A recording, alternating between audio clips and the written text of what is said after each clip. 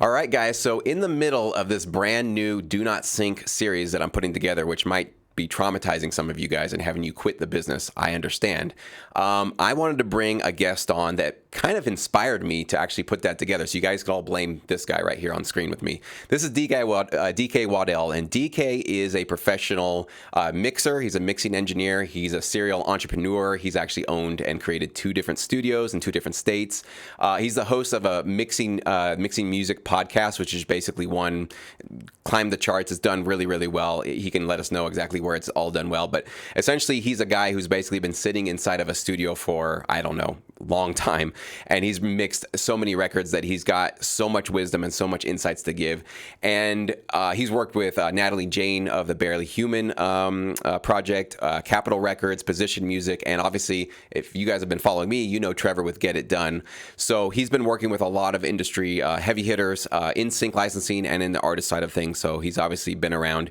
But one of the main reasons why DK caught my attention, we actually met at NAMM a few months ago, but I went and looked at his YouTube channel, which you guys can check out below. We'll put a link to it.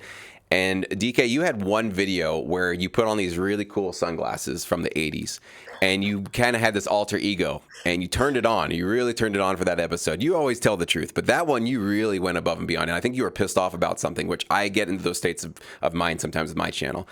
And it was just this whole rant about just being pissed off about people's excuses, that people have so many excuses why they're not succeeding and they're not thriving, and it's hard, and oh my gosh, I can't get ahead, and nobody's giving me a chance, and blah, blah, blah. And because you had those glasses on, you were just nailing people and just destroying them. You brought out your inner Navy SEAL boot camp instructor, right?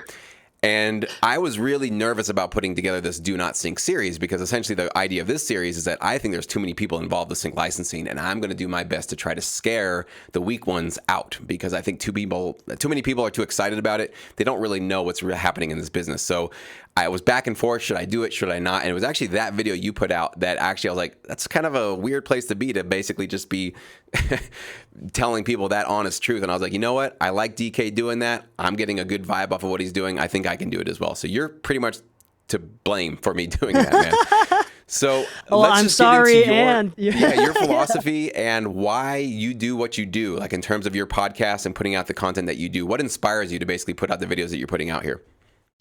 you know what? I got into music because music was my therapist. It helped me emote when I couldn't. It helped me feel something and heal me in ways that nobody else could. And it kind of, music knows me inside and out. And from that, that's why I pursue music. I feel it's like scalable therapy. I play a very small part, but something that I play a part in affects potentially millions. It's scalable, man. It's scalable people. As more that I grow my career, the more people I get to help through music. So let's talk about those excuses, though. That's a really, really big thing that I think we run into a lot in this industry, and I hear it a lot. Libraries won't give me a chance. I can't. I don't have all the professional equipment that all those, Hans Zimmers have. I don't have all the great samples that all these people are working with. I've heard it all. Why did you decide to make an entire episode of your podcast dedicated to dispelling all these myths and about excuses, and what role has that mindset played in your career? You know what? I think that place where I'm just calling the bullshit, right? I think that came from a very personal place. I have been depressed in my life many times. I have used excuses, but I've also recognized through overcoming my weaknesses that excuses, all they are is just a slippery slope. And it doesn't make me or my art better. And all it does is it creates leverage for my weakness to overtake me. And so it comes from a very personal place. And what I want to do, and if you listen to that episode, it's all about when you point the blame finger inwards and you regain that self-control and power, then that is the best case scenario. It's so optimistic because that means that change and betterment is all a decision that you can make. And the cool thing about overcoming these excuses is that it's not the fault of an industry. It's not the fault of a sync library or the big dogs. It becomes self-control, discipline, and that's within your own decision. And even if that's not true 100% of the time, isn't it more optimistic to think and truly believe that your destiny is 100% in your control based on your actions than to blame something else, whether or not it's true or not? I think it's healthier to delusionally believe in your overcoming of self. Very powerful, man. Very well said. Absolutely. Easier said than done, of course, especially when you're feeling that defeated, being kicked in the gut many times, and rejection after rejection, of course, and figuring out, how do I feel like a winner again, or how do I take responsibility and do something else? It's very, very hard. And I spend most of my time, I think, on my channel in our community trying to encourage people to do exactly that, which is why we need each other a lot of times, is like to pick each other up, right? Let's jump into some mixing topics. You have mixed, what would you say now, tens of thousands of tracks?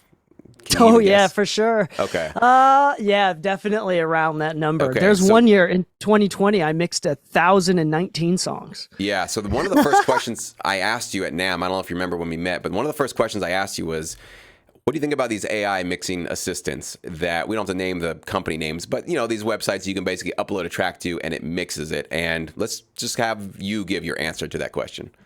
Well, real briefly, I don't know what's going to happen, and I think that's what's scary about it. But I choose to. I'm the first adapter for new technology. I think that it's awesome. I think that once we kind of wrangle the situation, once we figure out how to properly use it, I think it'll just become a better tool for us. I don't foresee it making everything worse long term. And do you feel that some of these AI mixing tools are doing the work that humans can do right now? Oh, absolutely not. No, not even close. So that's and I don't think it will. Yeah. Yeah, I'm not even a little bit worried that it will. Yeah. Yeah. And so that was, I remember when we were meeting, that was kind of the cool back and forth we were having about the sort of X factor, the mysterious part of music, where it's like, why do you like that song? Why do you like that mix? And a lot of it's like, I don't know, I just do. And trying to emulate that sort of mystery into an AI algorithm is probably a much tougher challenge than maybe we think it is. And I've also pushed back against having engineers and producers just upload their tracks to some algorithm to have the work done for them. I do think it's one of these things where if you're going to get into this business, you really need to do the work for yourself and understand exactly what is this process of mixing and mastering. Next, I want to ask you about, you had another point of view on one of your other episodes where you said some of your best mixes you've done in your career are the ones you've done in the shortest amount of time, which is kind of counterintuitive. Most people think that, oh, it's the mix that I spent 8 weeks on, which was my shining star, and the ones that I had to rush through, they don't do as well.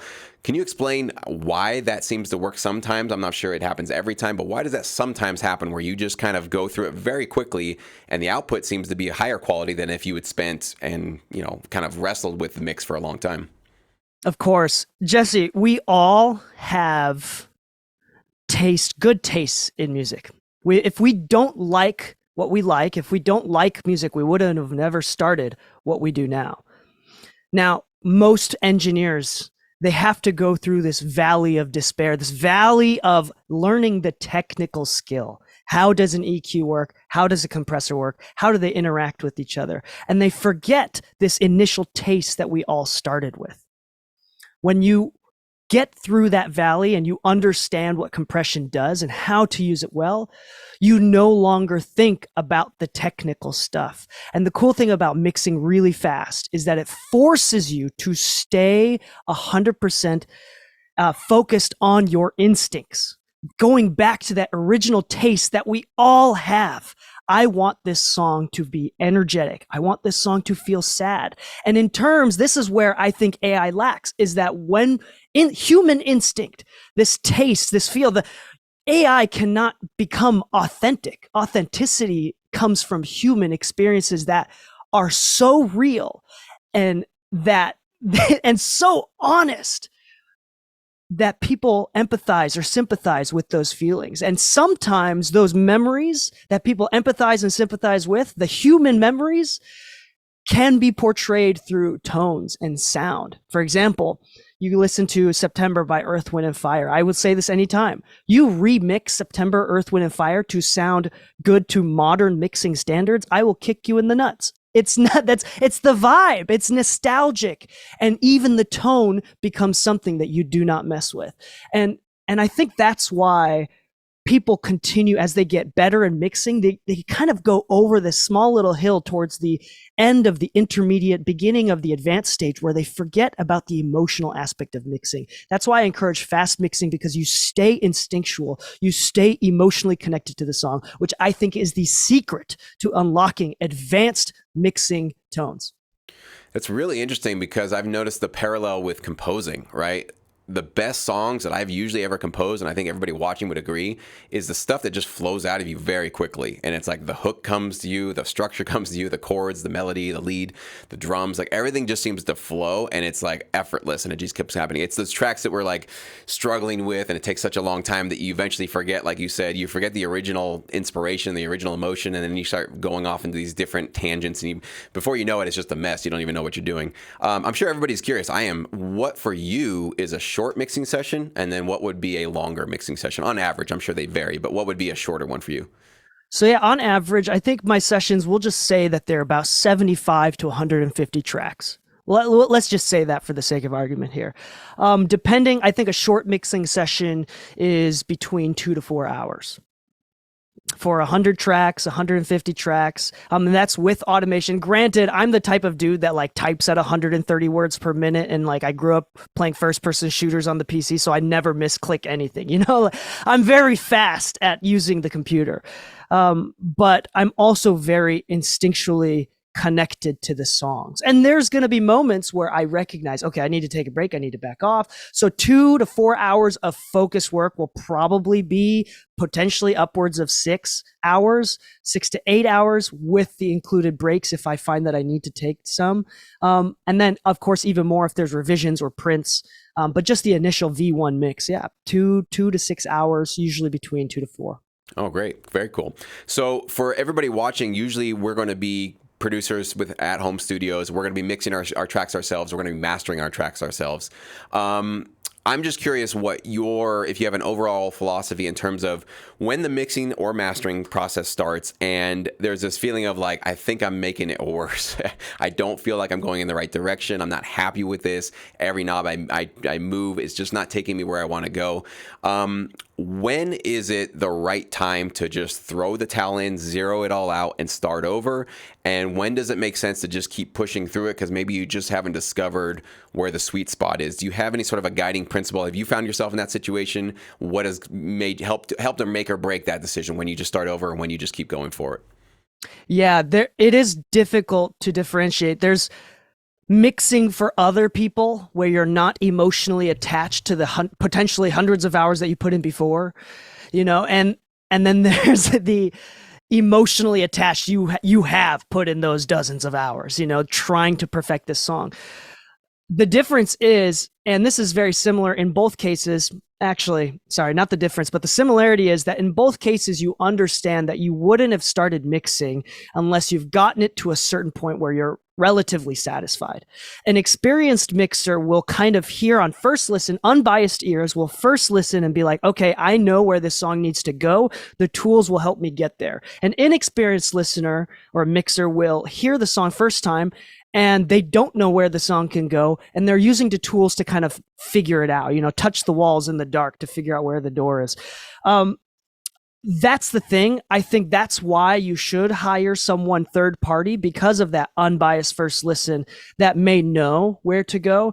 But if you are trying to mix your own songs, the best thing to do is take a substantial break before you start mixing, change your mind of thought, like give it a couple days if you can afford to do that. Come back with fresh ears. And if you don't know what to do, I'm telling you, Jesse, there's a lot of rough mixes that sound fantastic, and people aren't humble enough to understand that it may be good as it already was, because the point of the song is the vibe. And most of the time when producers finish up and want to send it to the mixer, the vibe has already been created. And I think people have a hard time giving themselves enough credit from the vibe that they created. Really, really cool. Yeah. And do you use reference tracks? Do you ever put a track in, like maybe the artist says, hey, we want it to sound like this? Do you use that all the time, some of the time? All the time. So I actually believe that referencing happens in two times, like in two different places. One is before the referencing. So now we're getting a little bit technical here. But before you start mixing, that's when you start referencing. That's where most of the homework is. As a mixer, I am basically an analyst of music tones, of sound tones, right?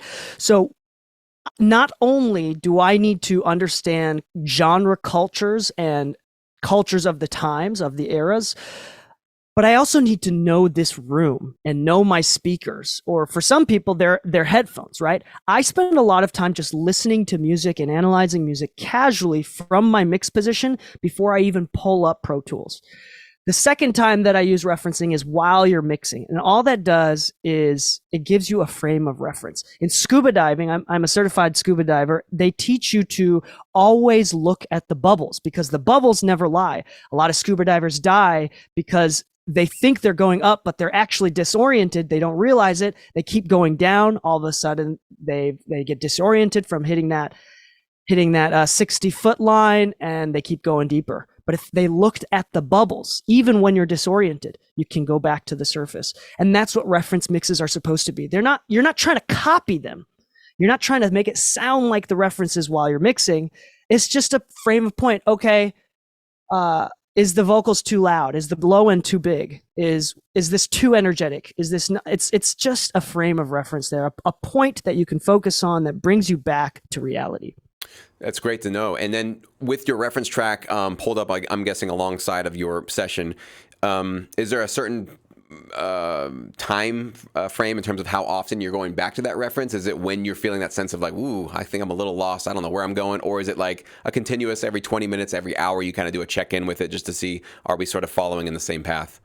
I think it's different for everybody, but when I mix for other people, and this is going to be a little bit different as well, I check the rough mix constantly. Because when I'm going through the individual tracks, sometimes there's like a hi-hat and shaker, and I'm like, this sounds dope. Instinctually, I'm like, let's turn this up. But I always check the rough to figure out what was the original intention of this. And like, I listen to the rough and I'm like, oh, I can't even hear the shaker. So it's like an accessory rather than a main fundamental rhythm element. So I kind of figure out what the original intention was, because mixing for other people, I'm here to enhance that vibe, not to change it. If I were mixing for myself, I would probably check the reference like every 10 to 20 minutes, like quite frequently, especially if it's my own music. Because I mean, I am on Twitch sometimes, I'm on YouTube, and I'm giving feedback to other people who oftentimes are mixing their own music. And it is so easy to tell, Jesse. It is so easy to tell when someone hasn't looked at the bubbles, because it is not even close to normal. It is not even close to what is acceptable. Because at the end of the day, everybody instinctually, whether you like it or not, are going to hit next and then hit your song, having heard a professionally mixed song before and going to hear a professionally mixed song afterwards. So yes, you may be a nonconformist, but you have to give your shot a chance by being similar to everything else, similar enough where people can hear, okay, let's give this song a chance. It's great. And then the last question I have for you today is about the loudness wars. What is your take on in terms of hitting minimum levels, thresholds? Do you have a philosophy on it? What's the trend out there? What are artists demanding of you? What are your clients demanding of you? How do you interact with that? Yeah, TikTok trends are interesting, which is different from real life trends. Here's a real life actual practical trend. As a mixer, especially for sync libraries, unfortunately, the loudness wars is going, and it's going strong. There's a few labels that actually I do a lot of mastering for sync specifically, and sometimes they'd rather sacrifice the distortion for loudness. I'm telling you right now, it's a little bit weird. But that being said, I think everybody should focus on making the songs as loud as possible without ruining the song. I don't think that you should follow the -14 unless it's classical music. Cinematic is totally different. Jazz or cinematic, like if you're doing like pluck strings or something like that, -14 is a great place. Barely touch it with anything. But if you're doing regular ass pop, hip hop, dance, EDM type music, go as loud as you can. And if you can get away with -4 LUFS without making it sound squashed like a -4 LUFS song, then all the power to you. That's going to help you. Again, I think rule of thumb, make it as loud as possible without hurting the mix. And I think people are too scared to do that. I think that I mean, again, depending on the intention of the song, if you want to be energetic, full of life, really strong and powerful, which I think a lot of sync music is, or a lot of pop music is, don't be afraid to use loudness as a tool to enhance the emotion of a song. Great advice, man. Well, thank you so much, DK. You're a rock star. You got a great channel, a great podcast. I'm going to put the links below for all of you guys that are watching. You should subscribe. You should download it. You should definitely listen weekly, because not only will you learn great tips like you heard today, but you're going to get into the mindset of somebody who has been through it all and definitely has taken that ultimate personal responsibility for all of those challenges and learned how to really succeed in this industry. So DK, I really appreciate your time today, buddy. Hopefully I can get you back on at some point in the future. We can do another roundtable. I'm pretty sure I'm going to get a lot of questions for you on this video. So hopefully we can maybe reconnect in the future and do a follow-up episode. But I really appreciate you, man, and keep putting out that great content. We really need it. We need more people telling the truth about how to really do well in the music business. That's right. Thank you for having me on. And it's a good thing that you're doing, Jesse. Get into sync. Get into sync. You can do it. Or don't. Or All right, don't. thanks, DK.